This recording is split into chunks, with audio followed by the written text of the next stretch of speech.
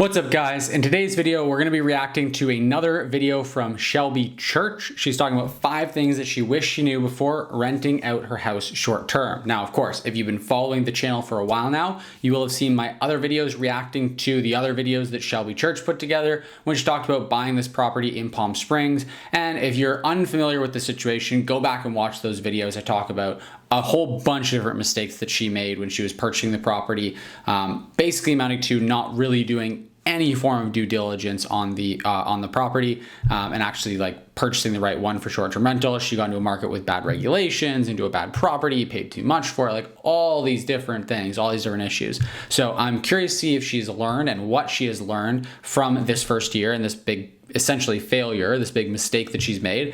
And my hope with this whole channel I want to highlight is that I can help people to avoid making these similar kinds of mistakes. Because when you're investing in real estate, it's very easy to make small mistakes that have huge dollar amount consequences. If you're buying a $500,000 home, overpaying for that property by 5 or 10% is going to be tens of thousands of dollars. And so it's really, really important that you know what you're doing and know how to avoid these mistakes. Same thing on the revenue side of things. If you get a property that, you know, based on the analytics, it should be able to do $80,000, $100,000 a year in bookings. If you don't optimize your performance enough and you fall short by 5, 10% because you don't know how to price the property the best way or how to optimize the listing or things like that, again, that's thousands of dollars that you're just flushing down the toilet. So these small shifts can make really, really big impacts in both either a positive or a negative way. So you want to make sure that you're not having it happen in a negative way by just going in without experience. So with all that said, let's jump in and let's see what Shelby has to say.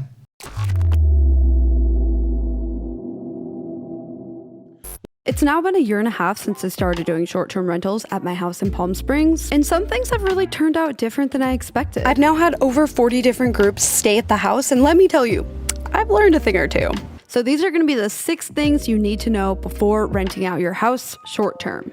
The first thing we got a bonus thing, a 6th thing. Love that. I wish I knew was that my house wasn't gonna get trashed. Back before we had our first renter, I kind of regretted spending so much on furniture pieces. I even talked about it here in this video. The next thing I would do differently is spend less money on a lot of the furniture pieces that we got. Because the thing is, they are gonna get messed up. Okay, but in reality, things didn't get messed up. I was really concerned that the nice furniture pieces would get damaged because I did have some movers that scratched a console table, but our renters have been really good with our furniture. There is this idea that if you rent out your house to strangers, the place is gonna get trashed. And let me tell you, after having about 50 different groups stay at my house, this has not been the case. For the most part, people are very respectful. The furniture has held up great. Nothing really has broken. The only thing that's broken is the tail off of this little dog.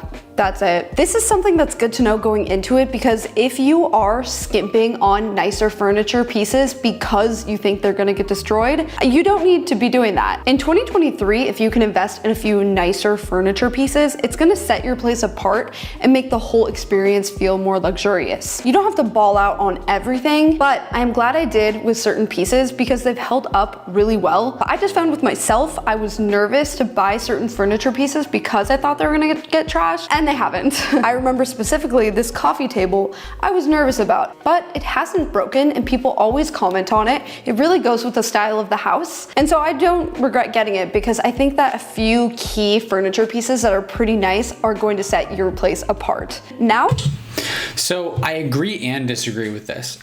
It's actually a really good point to bring up. So I agree that the house doesn't get trashed. If you manage things properly and you have a good property, everything else, like you're not gonna have damages happen frequently. That being said, 2 things I want to point out. One thing is that accidents do happen. So I actually would be a little worried about having a really expensive table like that could easily be broken just by accident, because especially since it is such a unique piece, if you replace it with just a generic coffee table, you either have to get the property rephotographed now, or you're gonna have guests that are disappointed because it doesn't look like the pictures. And so the problem is, like, she probably spent quite a bit of money on that table, and it's gonna be a real pain to have to spend hundreds or maybe even thousands of dollars on replacing that table with the exact same one. It's probably gonna be hard to find one that looks the same or looks similar. And so it's just kind of a pain to have something like that, because it can happen, not because your guests trash your place, but just because an accident happens. You can run into issues there. The other thing is that although people might like it, they don't really like the individual piece enough to be willing to pay more or to book your property over another one because your coffee table is nicer. What they actually like, and what Shelby has actually, to her credit, done a pretty good job of here, is the overall aesthetic. And so a lot of times the goal is not to go and ball out, as she says, on expensive furniture pieces. It's more so to get an overall style and aesthetic that actually looks really good by being intentional about your interior design. You don't want to just go out and grab whatever couch you find on sale. You want to actually put together an interior design plan for your property so that everything looks good, and that doesn't necessarily mean spending a lot more money or spending hardly any more money at all. Sure, you can go and do the exact opposite and just basically have your whole place look like an IKEA showroom, and that's not what you want, but you can achieve a really, really similar aesthetic that she's got here without having to ball out and buy really expensive pieces. And that's really beneficial because, number one, you save a bunch of money, and number two, it's then a lot easier to replace those pieces down the road. If you're buying from like larger suppliers, you're not buying one-offs, and it's less expensive to replace them if you do have to, not because guests went and trashed your place, but just because accidents happen, and things also just get wear and tear over time. And so a lot of items you will have to replace, like, not frequently, but you will have to replace them from time to time. In 2023, people are getting actual interior designers for their short-term rentals. So I think if you're trying to compete in the more luxury space, you gotta have some nicer furniture, and you don't need... Again, I think you have to have good interior design, but you don't have to have more expensive furniture to be so worried that it's gonna get trashed. I actually would encourage you, if it is within your budget, to go for the more expensive piece. It's just... I would not recommend taking that kind of financial advice from her, and I would recommend against that. I would recommend that you don't go for the more expensive piece. You go for the piece that actually matches an overall aesthetic better. Again, paying more for something doesn't make it better. Paying more for that table doesn't make it a better table. It doesn't get you more bookings, and it doesn't have people pay a higher nightly rate. Having a nice aesthetic in the living room does attract more people to book it and does have them pay a higher nightly rate. But again, you don't do that by having an expensive coffee table. You do that by having a good interior design plan. It's just like that saying, if you buy cheap, you buy twice. And that can be so true with furniture. I'm glad I invested. And again, I just want to highlight and point out, like, you don't buy twice in this instance, because like, there's nothing about that coffee table that is more durable than a less expensive coffee table. That thing is not built for durability. So the idea that if you buy cheap, you buy twice, that's based on like you have to replace it more. But this coffee table is not going to need to be replaced less. It just looks nice, right? And so you want to get the best of both worlds of having something that is inexpensive to replace if you do have to, and that also looks nice, because there's no added durability that you get from spending the extra money she did on that coffee table. In some nice pieces that have held up really well, because the truth is everything is still in really good condition, so you don't need to be super worried about stuff breaking. The next thing I wish I knew is that I could list my short-term rental on booking.com. I want to thank booking.com for sponsoring this. Oh no. Okay, so this is obviously about to be a very highly biased opinion on booking.com, because she's literally being sponsored by booking.com. I am horrified for what's in store for her, and don't take this advice. Yes, you can list your property on booking.com, but for most people, it just doesn't make any sense to do so. Oh man, I could do a whole other video on this, and in fact, I actually have done other videos comparing Airbnb, Booking.com, VRBO. But in short, Booking.com is really not a great platform to list your property on for most people, for two reasons. One, you're probably not going to get a whole lot more bookings if you have a property like Shelby's that's a larger property. Booking.com, Booking.com started as a hotel booking website, and so naturally the people that go to Booking.com are looking for hotels or hotel equivalent equivalent properties. They're usually solo travelers going on business, couples, that kind of thing. And so when you're looking for, just the same way that if you were looking to go on a vacation with your family, or you were going with a group of friends and looking to get a house, it's not like you think instantly, oh, I'm going to go to booking.com to book that. You go to book a hotel, and if there's a condo on there that someone has like a short-term rental, it's a 1-bedroom or studio condo, great. I get a little kitchenette. It's kind of nicer than a hotel. So for those type of properties, booking.com can be good, but it's probably not going to be worth your while to list on booking.com for a property like Shelby's.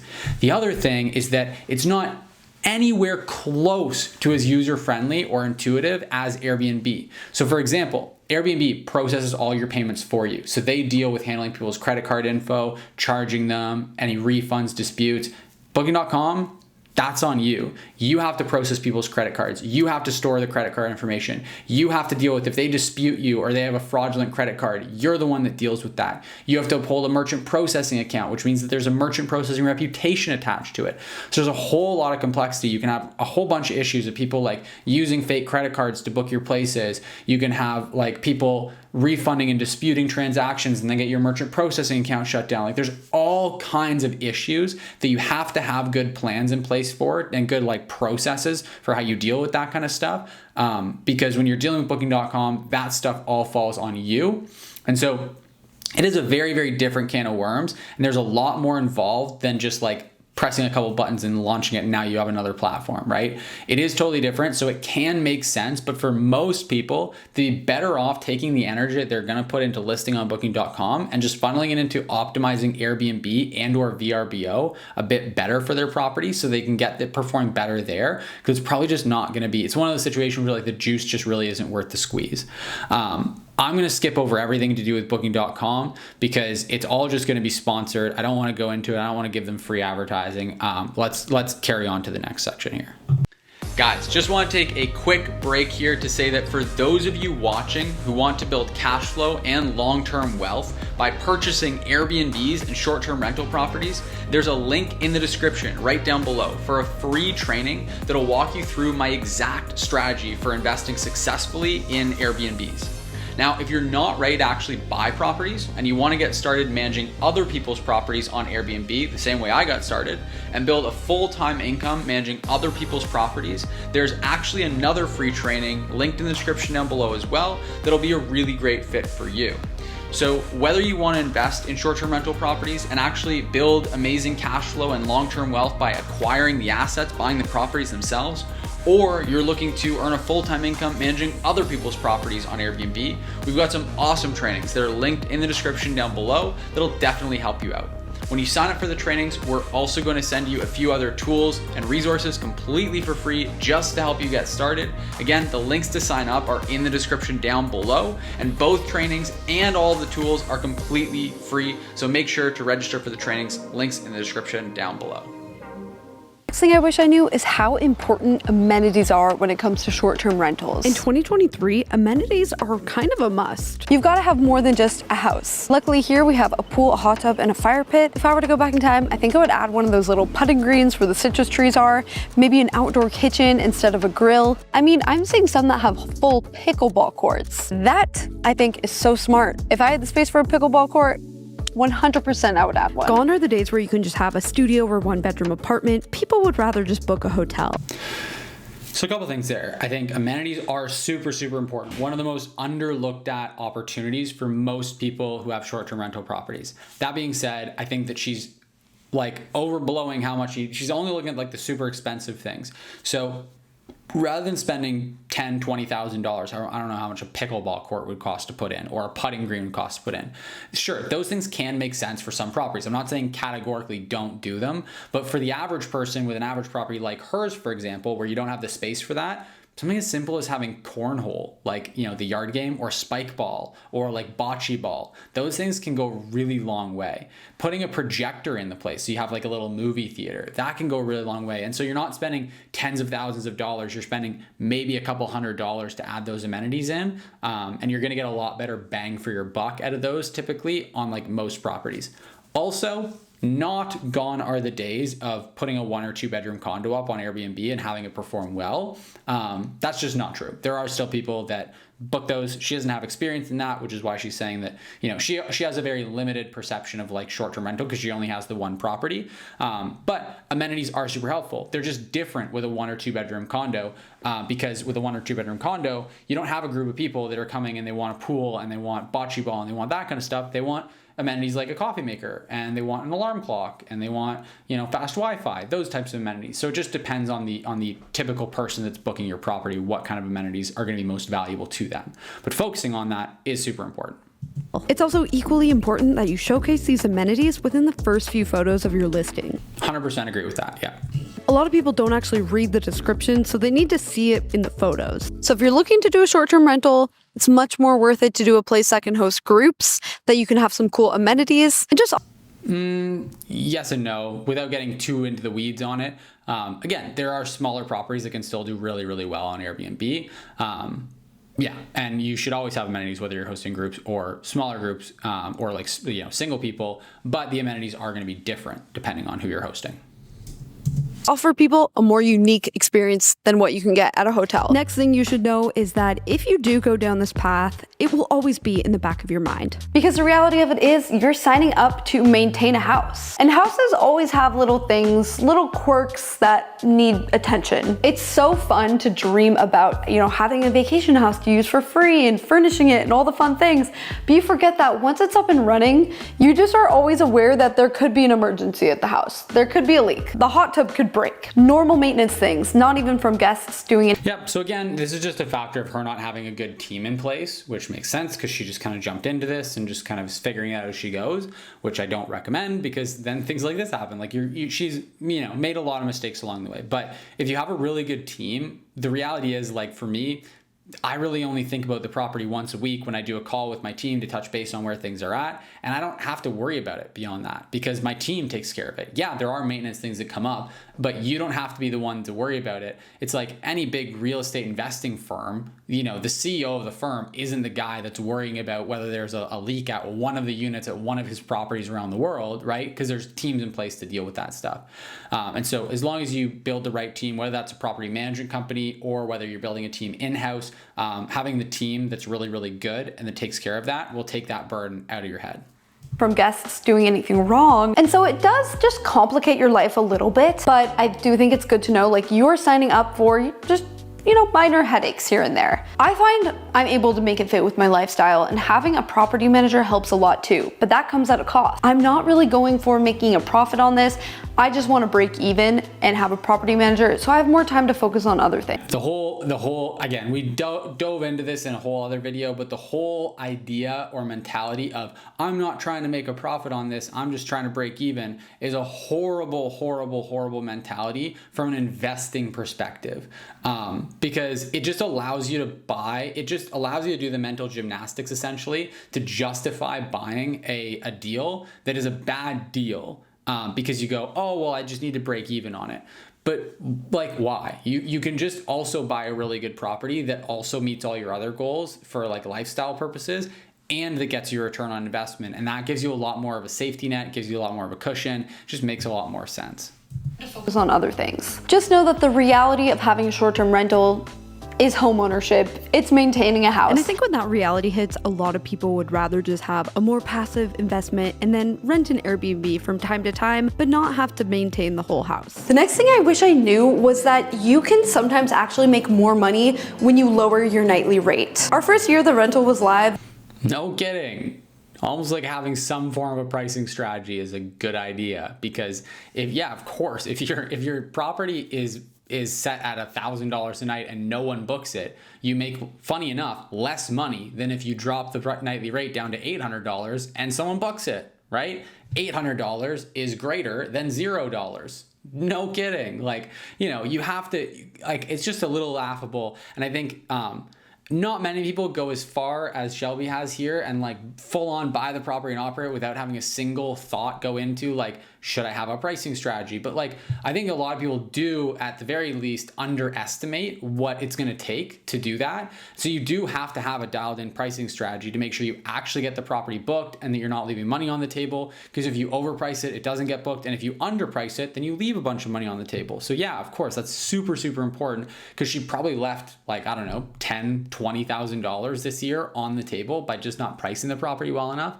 And that could have made it profitable. Like, makes a really big difference. So it was live, we were strictly $700 a night, even in the middle of the summer. It didn't really make sense. Our strategy was really just to take the highest paying bookings and leaving it empty at other times because the utilities are pretty expensive here and we only get a certain number of rental contracts. I've mentioned this before, but in Palm Springs, you only get 36 rental contracts. So you don't really want to use, which again is a huge, huge mistake she made, that she's just like totally botching it by basically like cutting herself off at the knees right when she got started by investing in a market that has very restrictive rules around short-term rentals. them all up on the $400 a night low season bookings when you could be getting $700 a night. So it was kind of tricky to figure out how to do this. But you could also be getting like $750 or $800 or $900 a night for some of the weekends. If you just have flat pricing, it's not actually reflective of, there's different levels of demand for each different night of the week, different weekends throughout the year, like all these things. And so you really should have a better pricing strategy than just, this is my price. It's just not. Imagine if Hilton just priced their property like that. Like their hotel was just literally always the exact same price on a Friday night, a Tuesday night, winter, summer, no matter what. You're just leaving a huge amount of money on the table. How to do this. Well, what I found is even despite the utilities being expensive and despite there only being 36 rental contracts and bookings that we can do, it is actually better to just lower the nightly rate at certain points and take those lower bookings. You know, especially if you have a short-term rental that doesn't have a restriction on the amount of bookings that you can do, really I wouldn't hesitate to lower the price if you're not getting bookings a couple months out. Also, you just got to think she could get maybe a 2-week-long booking from someone if she lowered her weekday pricing down a bit, right? And just like optimize her pricing better. Maybe one of those contracts would be a 2-week-long booking at a slightly lower average nightly rate, as opposed to a 3-night-long booking with a $700 nightly rate. Like you have to factor all these things in. You can't just set a single price. We definitely made a good amount off of only doing $700 a night bookings, but we ended up at the end of the year finding that we didn't even use up all our rental contracts. It definitely would have been better to take some bookings at a lower nightly rate than... That's crazy. That's crazy that they didn't even get all their 36 rental contracts used up. Like I can't, like that is just a really, really terrible pricing mishap there. None at all. I know this one might seem obvious, but when you only have a limited number of rental contracts, you might be hesitant to lower your price. I found that going into the summer this year, we had more money in our short-term rentals bank account, even though we had lowered our nightly rate a little bit, about $100 a night lower on average. I've personally found with our house that lowering the nightly rate a little bit has actually made us more money, even with a limited number of rental contracts, because this year we're not gonna leave money on the table. We're gonna actually use up all of our rental contracts. Okay, so those are a few things I wish I knew before renting my house out as a short-term rental. A lot of it really has been about how I expected it to go. Yeah, so I mean, there you have it. I think again, it just showcases like this is someone that got into a short-term rental property, an investment property, and really didn't do any kind of due diligence, didn't treat it as an investment, and then is, doing a lot of justification, frankly, for like the poor performance. And that's fine. Like for her, it works. But for you, good chances are you're probably not in a position where you want to be spending time and effort and money on a property just so that you can break even on it or take a loss. And so, yeah, honestly, I would just recommend like learning from these mistakes. I think there's a few things that I agreed with, a few things I didn't agree with. I want to know your thoughts as well. So let me know in the comment section down below. If you liked the video, if you got value from it, if it was helpful to you, make sure you hit the like button so you can show some love to this video, help more people see this and avoid these mistakes themselves. And if you're new to the channel here, make sure you hit the subscribe button to stay up to date with the 2 new videos we post every single week. That being said, thanks so much for watching, and I'll see you in the next video.